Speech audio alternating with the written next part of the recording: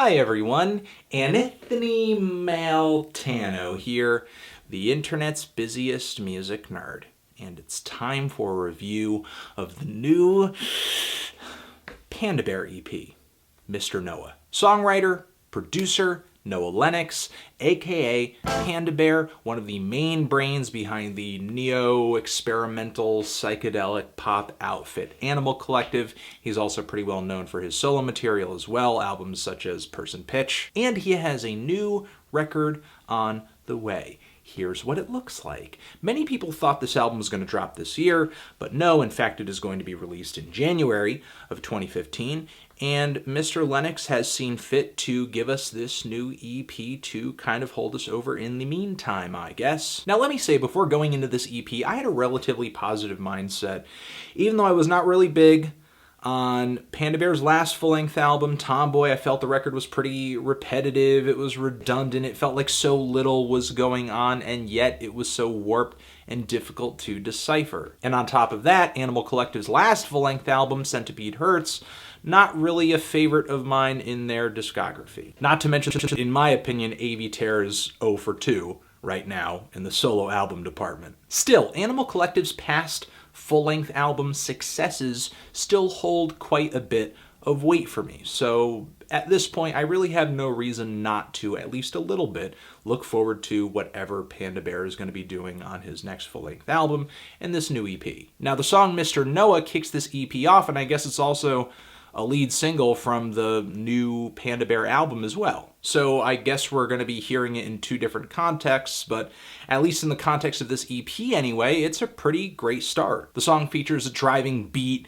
it's kind of lo-fi in its recording, it's layered, it's trippy, it's colorful. If I'm not mistaken, throughout the track, Panda Bear incorporates a sample of like dogs whimpering. Throughout this track, it's very apparent that guys like Brian Wilson still inform Panda Bear's vocal style heavily. And I love that descending vocal line he keeps using on this track. Hey, hey, hey, hey. However, Panda Bear's vocal performances are just about as off-point as my vocal performance just then. He just doesn't seem to be as in tune on some parts of this song as he typically does on like an Animal Collective track. I don't know if he's writing himself out of his range or maybe he's straining a little bit. There are some points in his lower register where he just sounds slightly goofy. But instrumentally and melodically, I still like this tune. I think it has a lot of personality to it. Unlike Centipede Hurts, I feel like this track is an onion, and I guess I'm sort of enjoying peeling those layers back.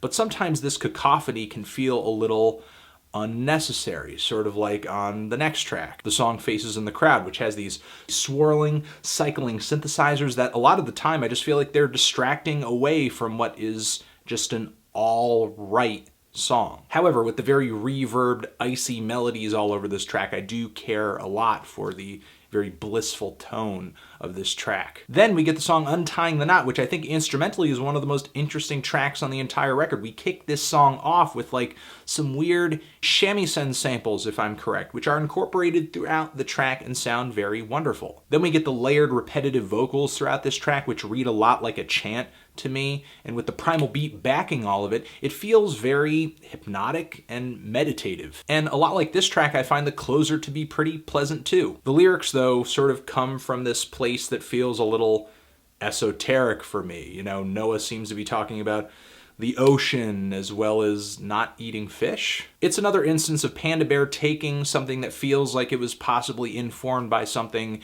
very real and maybe something very regular or normal, but then he just pulls it into this abstract world where we have very little context and have no choice other than to interpret it as strange. There are loads of chimes on this track, some very textured synth swells, and the way that he mixes these things, it feels very panoramic and enveloping, very much unlike, in my opinion, what was going on with Centipede Hurts and maybe Tomboy to an extent, where I felt like I was very much on the outside of the noise and the chaos. On here, I feel like I'm just sort of surrounded by it and welcomed back into it in the way that I was on some previous Animal Collective records.